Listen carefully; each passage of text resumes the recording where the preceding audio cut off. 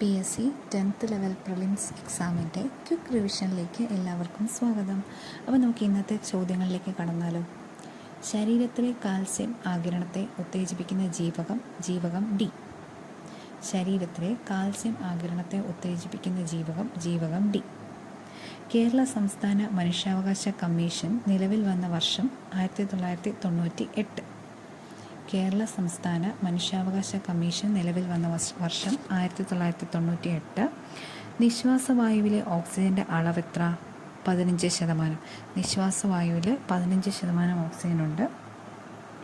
ലോകത്ത് ആദ്യമായി ബഹിരാകാശ സേനയ്ക്ക് രൂപം നൽകിയ രാജ്യമേത്? അമേരിക്ക. ലോകത്ത് ആദ്യമായി ബഹിരാകാശ സേനയ്ക്ക് രൂപം നൽകിയ രാജ്യം അമേരിക്ക.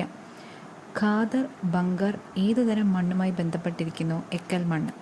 ഖാദറും ബംഗാറും ഏതുതരം മണ്ണുമായി ബന്ധപ്പെട്ടിരിക്കുന്നു? എക്കൽ മണ്ണ്. ഇഞ്ചി ഗവേഷണ കേന്ദ്രത്തിൻ്റെ ആസ്ഥാനം എവിടെയാണ്? അമ്പലവയൽ. അമ്പലവയലിലാണ് ഇഞ്ചി ഗവേഷണ കേന്ദ്രത്തിൻ്റെ ആസ്ഥാനം. കേന്ദ്ര ഭരണ പ്രദേശങ്ങൾ പ്രധാന പ്രതിപാദ്യമായ ഭരണഘടനാ ഭാഗമേത്? ഭാഗം 8ലാണ് കേന്ദ്ര ഭരണ പ്രദേശങ്ങൾ പ്രധാന പ്രതിപാദ്യമായ ഭരണഘടനാ ഭാഗം. ഫോസിലുകൾ കാണപ്പെടാത്ത ഇനം ശിലകൾ ഏതാണ്? ആഗ്നേയശിലകൾ. ആഗ്നേയശിലകളിലാണ് ഫോസിലുകൾ കാണപ്പെടാത്തത്. കേരളത്തിൽ പഞ്ചായത്ത് രാജ് ദിനം എന്നാണ്? ഏപ്രിൽ 24. ഏപ്രിൽ 24 കേരളത്തിൽ പഞ്ചായത്ത് രാജ് ദിനം. ക്ലോസ്ട്രിഡിയം ബോട്ടുലിനം എന്നീ ബാക്ടീരിയ ഉണ്ടാക്കുന്ന രോഗമേത്? ഭക്ഷ്യവിഷബാധ. നെല്ലിക്കയിൽ നിന്ന് ലഭിക്കുന്ന വൈറ്റമിൻ സി. ഇന്ത്യയിൽ 2024 വന്യജീവി വാരാഘോഷം ആഘോഷിച്ചത് എന്നാണ്? ഒക്ടോബർ 2 മുതൽ 8 വരെ. ഒക്ടോബർ 2 മുതൽ 8 വരെയാണ് ഇന്ത്യയിൽ 2024 വന്യജീവി വാരാഘോഷം ആഘോഷിച്ചത്. വാവൂട്ട് യോഗം ഏത് സംഘടനയുടെ മുൻരൂപമാണ്? SNDP യോഗം. SNDP യോഗത്തിൻ്റെ മുൻരൂപമാണ് വാവൂട്ട് യോഗം.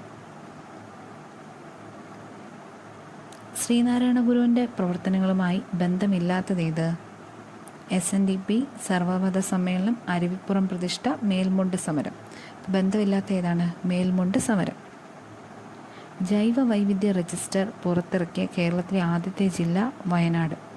ജൈവ വൈവിധ്യ രജിസ്റ്റർ പുറത്തിറക്കിയ കേരളത്തിലെ ആദ്യത്തെ ജില്ല വയനാട്.